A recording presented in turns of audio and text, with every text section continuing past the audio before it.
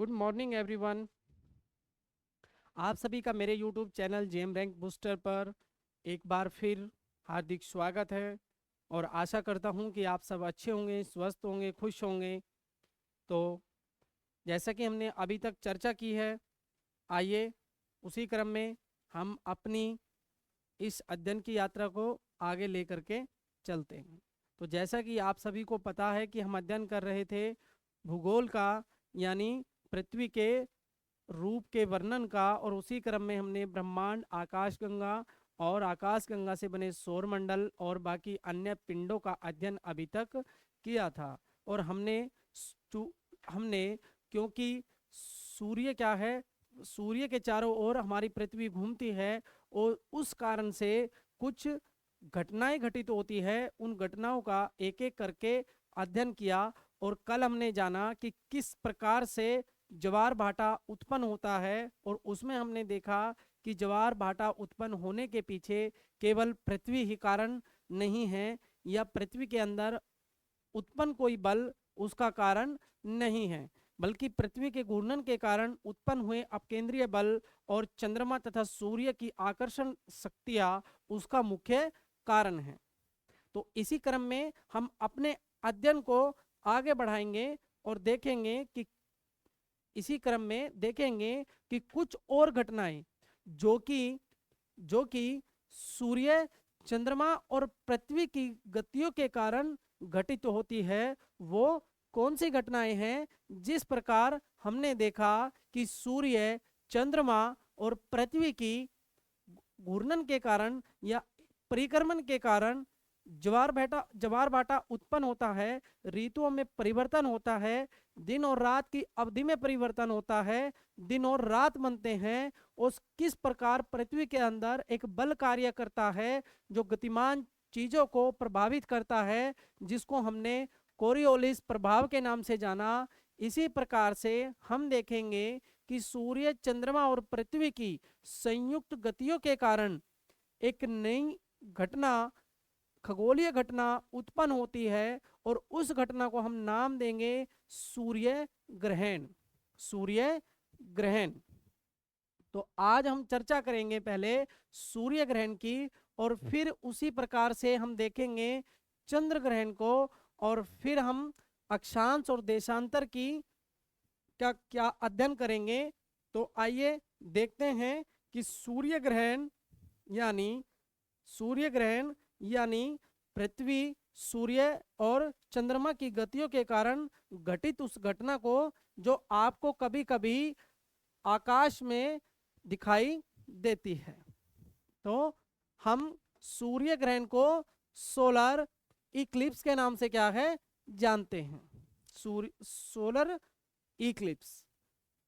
तो हम देखते हैं कि जब हमारी पृथ्वी, जैसा कि आप पहले भी क्या है कई बार देख चुके हैं और समझ चुके हैं कि हमारी पृथ्वी, ये हमारी पृथ्वी है, और ये इधर सूर्य है, ये इधर क्या है सूर्य है।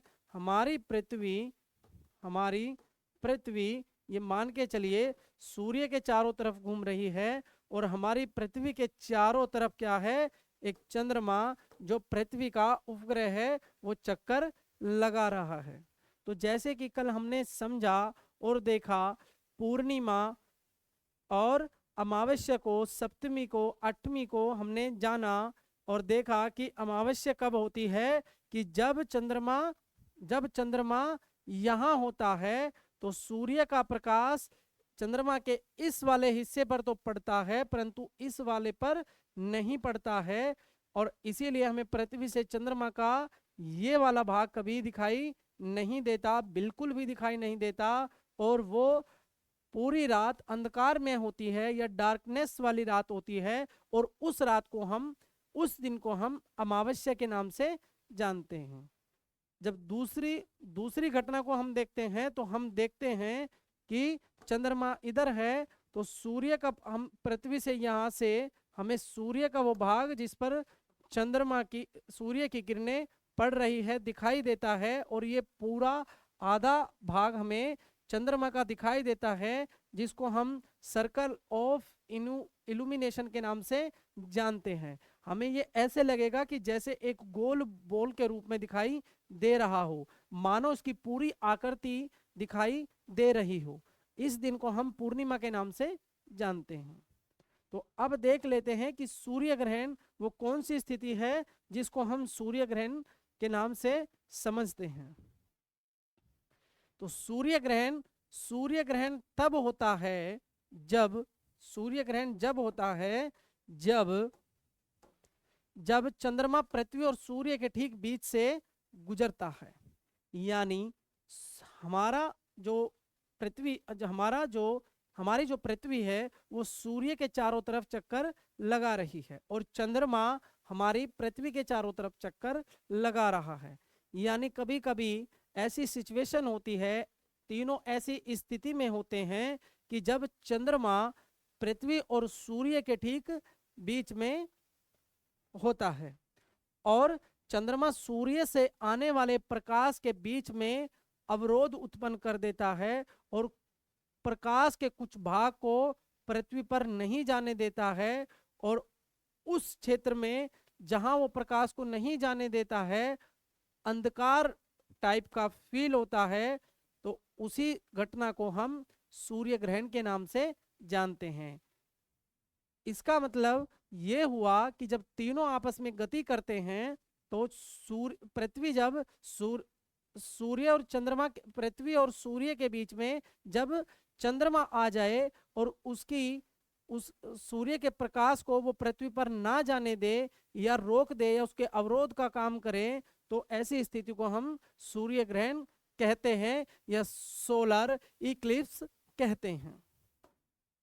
तो सूर्य ग्रहण तब होता है तब चंद्रमा पृथ्वी और सूर्य के ठीक बीच से गुजरता है, जिससे पृथ्वी के कुछ हिस्सों पर छाया पड़ती है और सूर्य का प्रकाश अस्थायी रूप से इसलिए कि तीनों मूविंग कंडीशन में हैं, तो हो सकता है कि कभी चंद्रमा पृथ्वी और सूर्य के बीच में आए, लेकिन कुछ समय बाद चंद्रमा अपनी उस पूर्व स्थिति को छोड़ करके आगे बढ़ जाएगा और वो स्थिति जिस प्रकार सूर्य ग्रहण में होती है वो नहीं रहेगी, तो अस्थायी रूप से अवरुद्ध हो जाता है। इस खगोलीय संरेखन के परिणाम स्वरूप, संरेखन मतलब एक रेखा में के स्वरूप परिणाम स्वरूप विभिन्न प्रकार के सूर्य ग्रहण हो सकते हैं। वह इस बात पर निर्भर करता है कि चंद्रमा सूर्य को कितना ढकता है।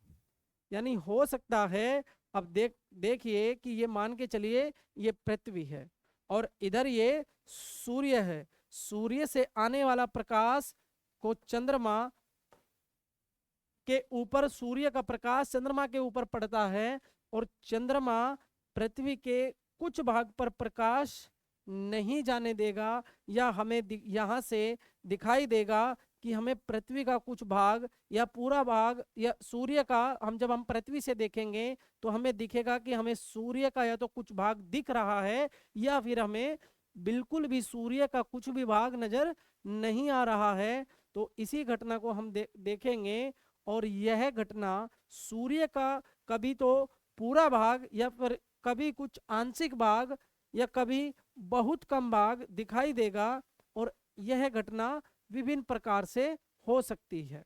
लेकिन आप मूल रूप से समझ गए होंगे कि सूर्य और पृथ्वी के बीच में चंद्रमा आ जाने से, जब चंद्रमा की परछाई पृथ्वी के ऊपर पड़े, तो इस घटना को हम सूर्य ग्रहण के नाम से जानते हैं।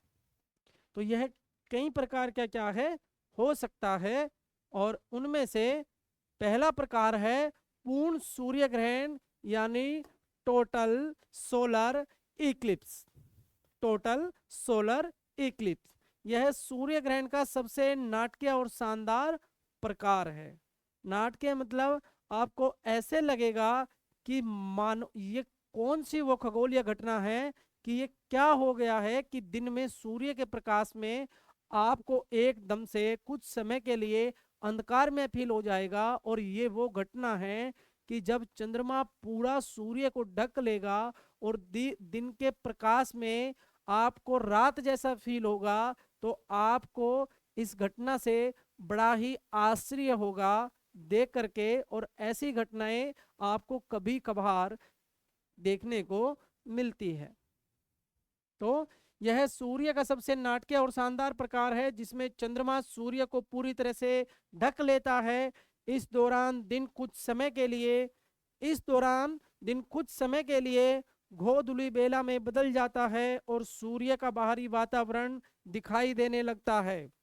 जैसा कि हमने सूर्य के अध्ययन में जब हमने सूर्य को पढ़ा और देखा कि जब सूर्य के सामने चंद्रमा आ जाता है, तो जब हमने सूर्य के बाहरी आवरण का अध्ययन किया और देखा कि जब सूर्य के सामने चंद्रमा आ जाता है तो हमें उसका बाहरी प्रकाश दिखाई देता है, सूर्य से निकलने वाला प्रकाश दिखाई देता है, जिसको हम अलग अलग नामों से जानते हैं। हमने सूर्य के अध्ययन में देखा कि हम उसको फोटोस्फेयर, क्रोमोस्फेयर और कोरोना के नाम से जानते हैं।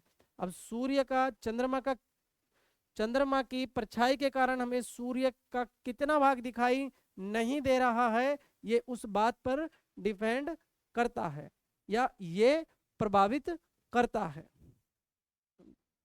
तो पूर्ण सूर्य ग्रहण का मतलब ये होता है कि जब चंद्रमा सूर्य को बिल्कुल भी दिखाई, पृथ्वी से चंद्रमा इस प्रकार सूर्य के सामने आ जाए या सूर्य और पृथ्वी के बीच में आ जाए कि सूर्य का कुछ भी भाग दिखाई ना दे, और सूर्य चंद्रमा के आ जाने से सूर्य के चारों तरफ निकलता हुआ प्रकाश ही दिखाई दे, तो यह बड़ी आश्चर्य वाली और देखने वाली या कहे कि नाटकीय टाइप एक घटना होती है, और जिसको देखकर सभी आश्चर्यचकित होते हैं। और यह घटना मैंने कहा कभी कभार दिखाई देती है। इस दौरान दिन कुछ समय के लिए गोधूली बेला में बदल जाता है और सूर्य का बाहरी वातावरण दिखाई देने लगता है। This is the most dramatic and the specular type of solar Eclipse in which the moon completely covers the sun. During this time, the daytime briefly turns into twilight and the sun outer atmosphere becomes visible.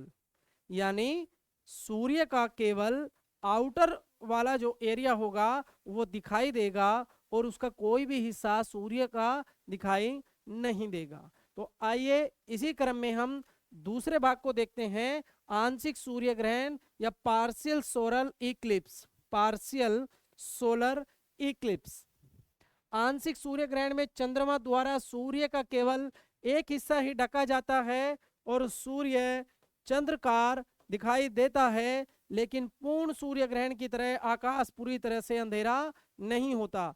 यानी जब प्रकाश सूर्य का पूर्ण प्रकाश चंद्रमा के द्वारा अवरोध उत्पन्न किया जाएगा, पृथ्वी पर नहीं आएगा, तो ऐसी घटना को हम पूर्ण सूर्य ग्रहण कहेंगे। लेकिन कभी क्या होता है कि सूर्य का पूरा भाग कवर ना करके उसका कुछ भाग आंशिक रूप से, कुछ भाग, कुछ अंश उसका कवर कर लिया जाता है, और उस घटना को हम, उस सूर्य ग्रहण वाली घटना को हम आंशिक सूर्य ग्रहण के नाम से जानते हैं या पार्शियल सोलर इक्लिप्स के नाम से जानते हैं। In a partial solar eclipse, only a portion of the sun is covered by the moon. The sun appears crescent-shaped, but the sky does not become completely dark as it does during a total solar eclipse. यानी सूर्य का केवल कुछ भाग, पूरा सूर्य नहीं, उसका कुछ parts क्या है कवर किया जाता है, हम किसके द्वारा, by the moon, and the some parts of the sun look from the earth. पृथ्वी से सूर्य का केवल कुछ भाग ही दिखाई पड़ता है, और उस घटना को हम पार्शियल सोलर इक्लिप्स के नाम से या आंशिक सूर्य ग्रहण के नाम से जानते हैं। तो दो प्रकार का सूर्य ग्रहण हुआ, एक वो जब पूरा सूर्य हमें दिखाई ना दे, उसके सामने चंद्रमा आ जाए, जब हम पृथ्वी से देख रहे हैं और हमारे सामने ठीक सूर्य है और बीच में पृथ्वी का चक्कर लगाते हुए बीच में चंद्रमा आ जाए, तो सूर्य से आने वाला प्रकाश पूरी तरह से रुक जाए, उस घटना को हम पूर्ण सूर्य ग्रहण कहते हैं। और जब कुछ हिस्सा चंद्रमा का सूर्य के सामने आए और सूर्य भी हमें, सूर्य का कुछ अंश भी हमें दिखाई दे और कुछ भाग ढक जाए, तो ऐसी स्थिति को हम अंश आंशिक आंशिक या पार्शियल सूर्य ग्रहण या सोलर इक्लिप्स कहते हैं। और हम देखते हैं सूर्य ग्रहण के उस तीसरे पार्ट्स को जिसका नाम है वलयाकार सूर्य ग्रहण, एनुलर सोलर इक्लिप्स। कभी कभी इसे आग का छल्ला भी कहा जाता है। यह ग्रहण तब होता है जब चंद्रमा अपनी अंडाकार कक्षा में पृथ्वी से अधिक दूर होता है, इसीलिए यह सूर्य से छोटा दिखाई देता है। सूर्य को पूरी तरह से ढकने के बजाय यह किनारों पर एक चमकदार छल्ला छोड़ देता है, यानी सूर्य को यह कंप्लीटली नहीं ढकता है, बल्कि मान के चलो कि ये एक प्लेट है और ठीक इस प्रकार से यहाँ तक चंद्रमा इसको कवर कर ले या ढक ले तो आपको ये हिस्सा पीछे वाली वस्तु का दिखाई देगा। तो इसी को हम, जब चंद्रमा पृथ्वी से दूर होगा और सूर्य का कुछ हिस्सा हमें पीछे सूर्य का दिखाई दे और इसके ठीक सामने चंद्रमा आ जाए, तो ऐसी घटना को हम वलयाकार सूर्य ग्रहण के नाम से जानते हैं या एनुलर सोलर इक्लिप्स के नाम से जानते हैं। Sometimes called a ring of fire, this type of eclipse occurs when the moon is farther from earth in its elliptical orbit, so it appears smaller than the sun. Instead of completely covering the sun, it leaves a bright ring around the edge. तो ये आपको अच्छे से समझ आ गया होगा कि सूर्य ग्रहण किसको कहते हैं, जब पृथ्वी और सूर्य के बीच में चंद्रमा आ जाए और सूर्य का प्रकाश पृथ्वी के किसी हिस्से पर ना पड़े या पृथ्वी के किसी हिस्से से सूर्य दिखाई ना दे या सूर्य का कुछ भाग दिखाई दे या फिर सूर्य एक रिंग के रूप में दिखाई दे। हमने तीनों सूर्य ग्रहण के तीनों भाग का, जिसको हमने समझा कि सूर्य ग्रहण किस प्रकार से तीन प्रकार का होता है। तो आपको, मुझे आशा है कि ये समझ आ गया होगा। और आप देख सकते हैं कि ये वो तीन भाग है, ये रिंग वाला भाग है, ये रिंग वाला भाग है, रिंग वाला भाग है, या कहे ये पार्शियल इक्लिप्स या आंशिक, ये आंशिक सूर्य ग्रहण, क्या कहेंगे इसको, आंशिक सूर्य ग्रहण,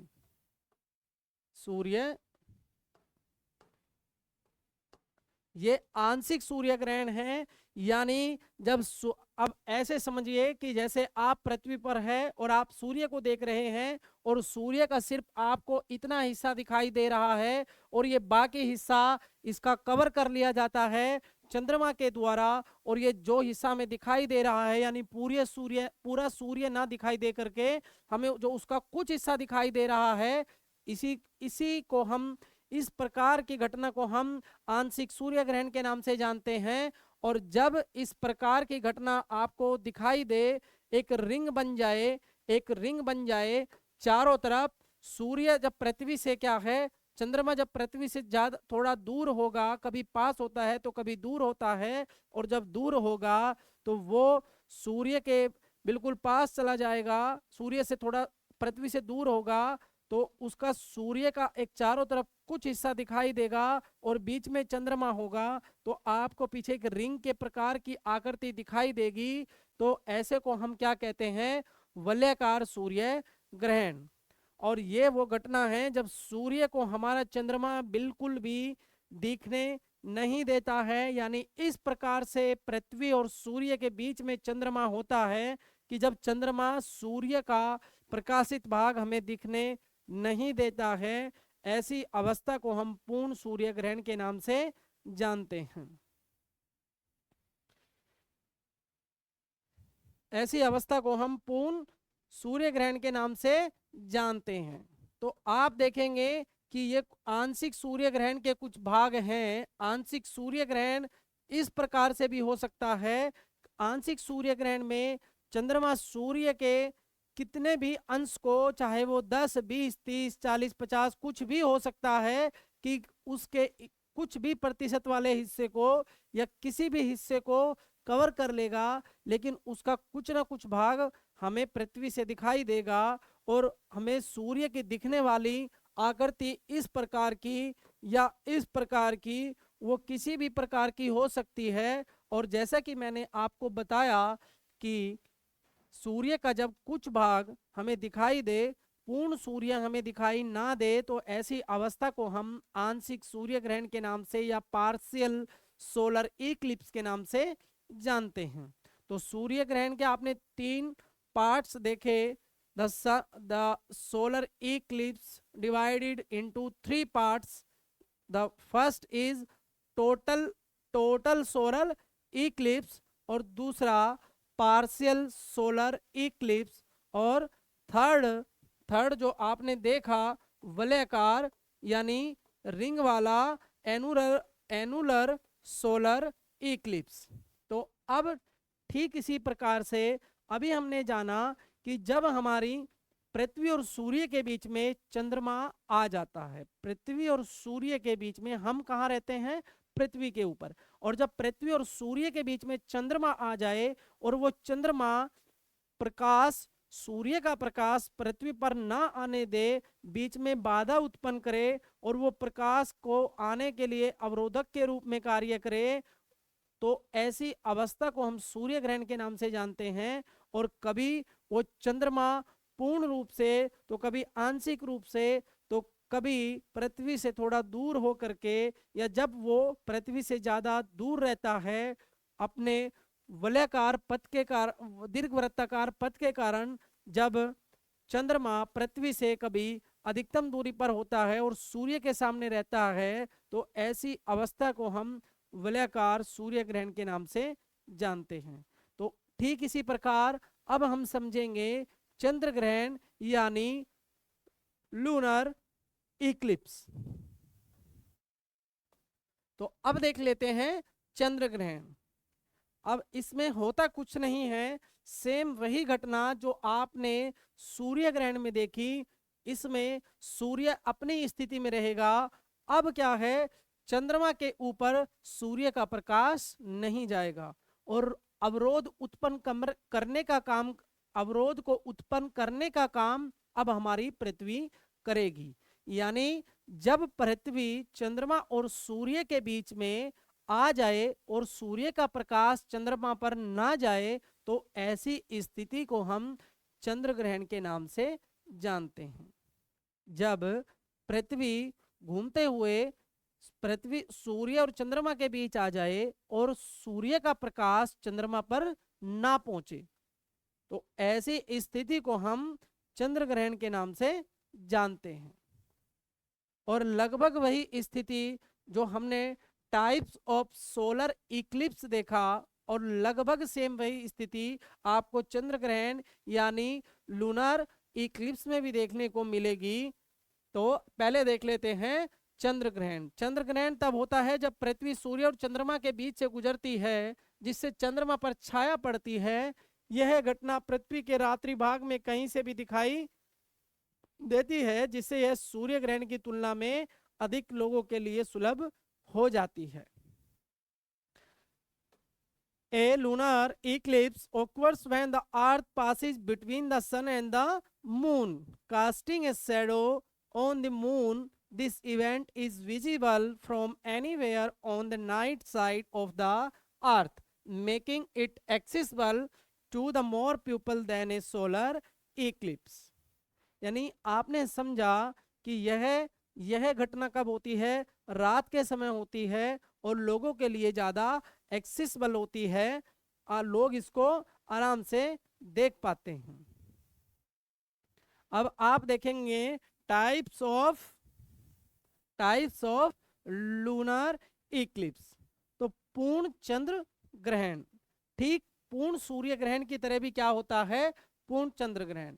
तो आपने जैसे कि आपने सूर्य ग्रहण में समझा कि जब चंद्रमा सूर्य को बिल्कुल भी दिखाई ना, जब सूर्य के और पृथ्वी और सूर्य के बीच में जब चंद्रमा पूर्ण रूप से सूर्य का प्रकाश को रोक दे, हमें पूरा सूर्य का प्रकाश बिल्कुल भी दिखाई ना दे, ऐसी स्थिति को हम पूर्ण सूर्य ग्रहण के नाम से जानते हैं। ठीक इसी प्रकार जब सूर्य का प्रकाश, ये सन है और ये बीच में अर्थ आ जाए और ये इसको चंदा मामा की तरह थोड़ा क्या है बना देते हैं, ये चंद्रमा समझिए, आकृति चंद्रमा की यही होती है, तो ये समझिए मून है और ये अर्थ और ये सन, यानी कि सूर्य से आने वाला प्रकाश पूर्ण रूप से जब पृथ्वी क्या है रोक दे, यानी सूर्य का प्रकाश बिल्कुल भी क्या है चंद्रमा के ऊपर ना जाए, तो ऐसी स्थिति को हम पूर्ण चंद्र ग्रहण के नाम से जानते हैं। इस प्रकार के ग्रहण में पृथ्वी की छाया चंद्रमा को पूरी तरह से ढक लेती है, जिससे वह लाल रंग का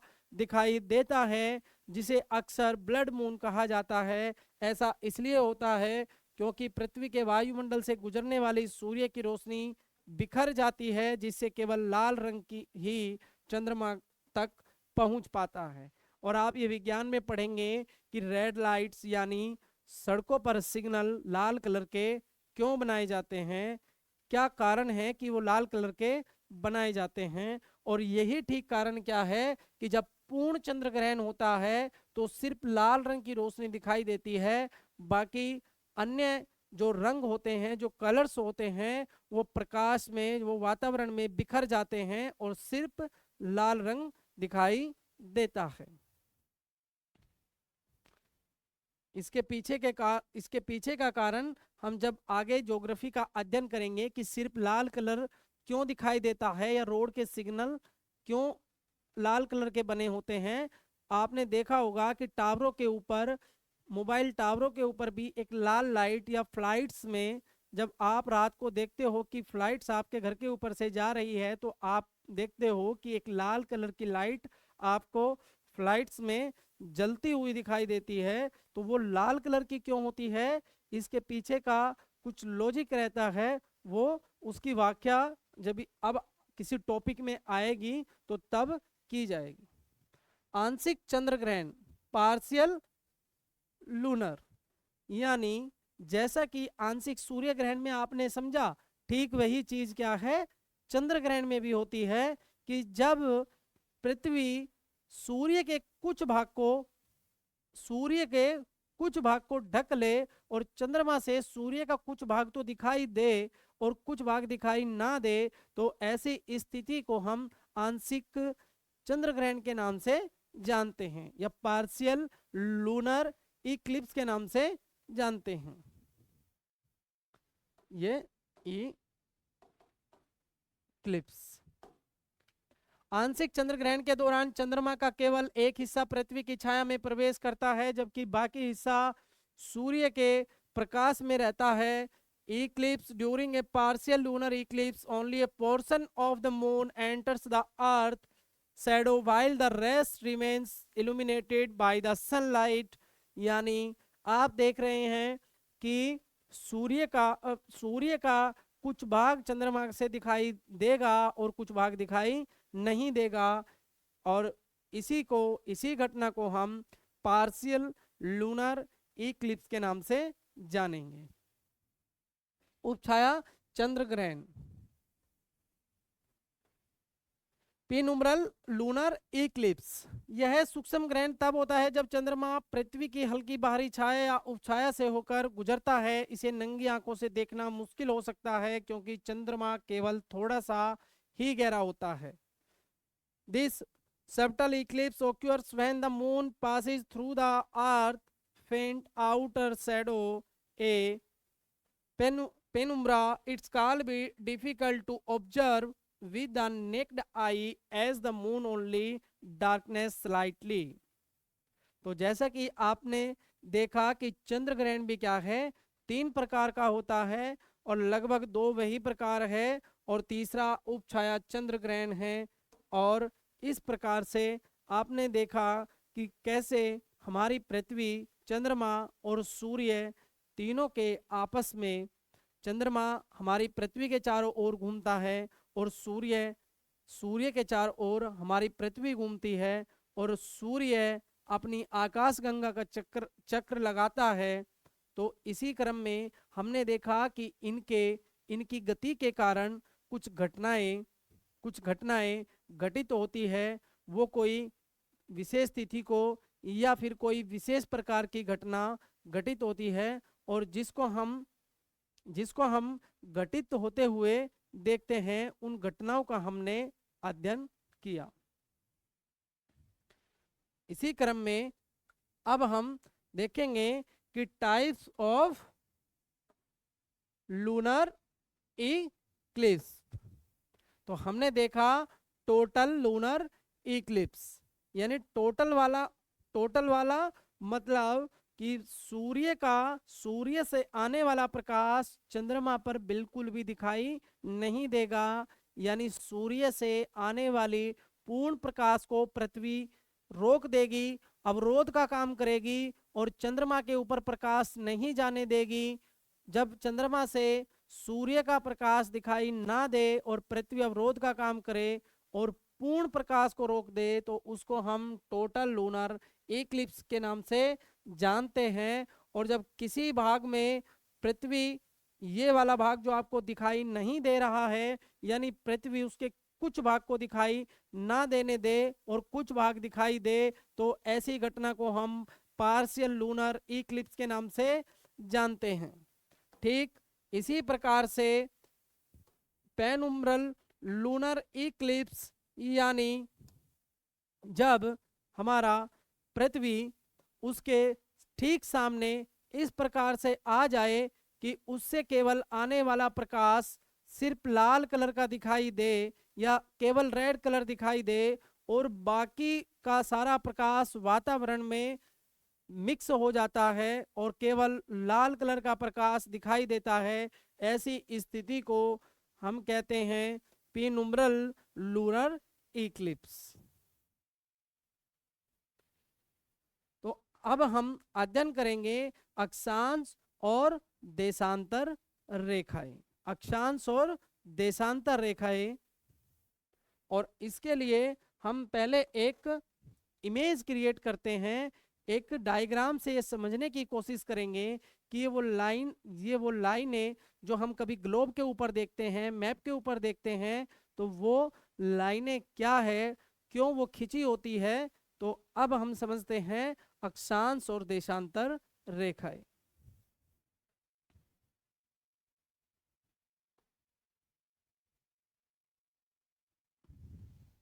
ये हमारी क्या है, ये हमारी पृथ्वी है, ये हमारी पृथ्वी है। और जैसा कि हम ग्लोब में देखते हैं कि इसके ऊपर हमें कुछ लाइनें दिखाई देती है। तो अब हम इस पृथ्वी को अध्ययन के लिए, समझने के लिए, इसके ऊपर मैंने जैसे आपको पहले बताया कि इस पृथ्वी के केंद्र को क्या है, ढूंढ लेते हैं या देख लेते हैं कि पृथ्वी का केंद्र कहाँ पर है। तो हम अपने पृथ्वी को समझने के लिए या अपने अध्ययन को बढ़ाने के लिए हम क्या करते हैं कि पृथ्वी के बीच से या कोई लोकेशन को समझने के लिए एक लाइन क्या कर लेते हैं, ड्रॉ कर लेते हैं। और वो लाइन हम पूर्व से पश्चिम या पश्चिम से पूर्व एक सीधी रेखा जो कि पृथ्वी के केंद्र से जाए, इस प्रकार से खींचते हैं। चूंकि यह लाइन पृथ्वी को दो बराबर भागों में बांट रही है, तो यह इस लाइन का नाम हुआ भूमध्य रेखा, भूमध्य रेखा। जैसा कि हम जानते हैं या फिर हम अपने अध्ययन के क्रम में आगे समझेंगे कि पृथ्वी, विश्व यानी पूरा विश्व इस प्रकार से है, पृथ्वी के ऊपर इस प्रकार से है, तो हम यह दो बराबर भागों में इस विश्व को बांटती है, तो हम इसी के नाम पे इसको नाम देंगे विषुवत रेखा। चूंकि यह रेखा पृथ्वी को दो बराबर भागों में बांटने का काम कर रही है, तो हम इस रेखा को नाम देंगे इक्वेटर, या इस रेखा को क्या नाम देंगे, इक्वेटर, जो इक्वल से बना है, यानी दो चीजों को बराबर बराबर बांटने का काम करेगा, तो इसको हम नाम देंगे इक्वेटर। इसका मतलब हुआ कि हम इस रेखा को तीन अलग अलग नामों से जानेंगे, जिसमें भूमध्य रेखा, विषुवत रेखा और इक्वेटर।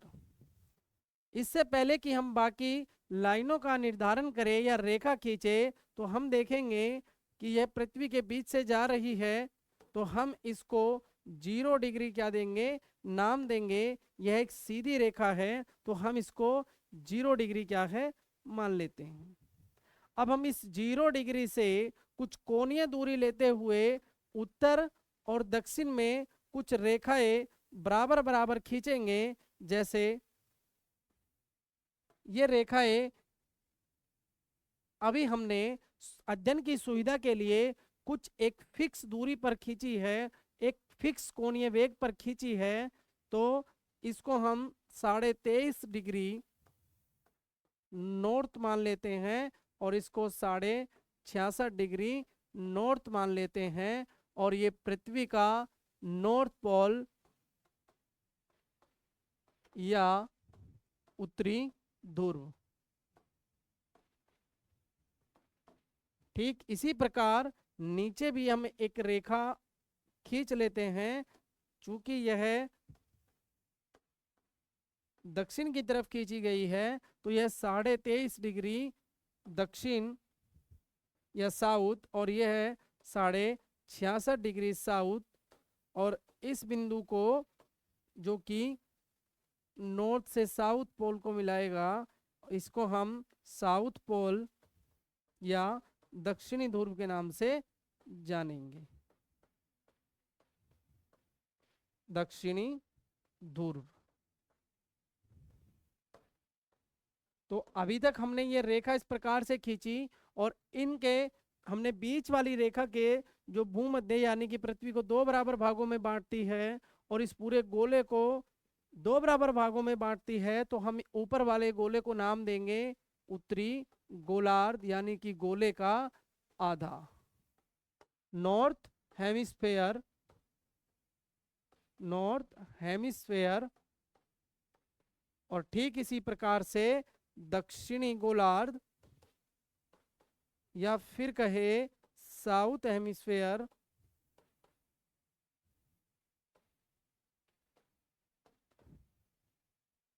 तो अभी तक हमने इन चीजों को क्या है, जाना है। और हम इस रेखा को 23.5 डिग्री जो नॉर्थ में खींची हुई है, इसको नाम देंगे कर्क रेखा, या फिर कहेंगे ट्रॉपिक ऑफ कैंसर। और नीचे जो 23.5 डिग्री साउथ वाली रेखा है, हम इसको नाम देंगे मकर रेखा, या फिर कहे tropic of Capricorn, tropic of Capricorn, Capricorn.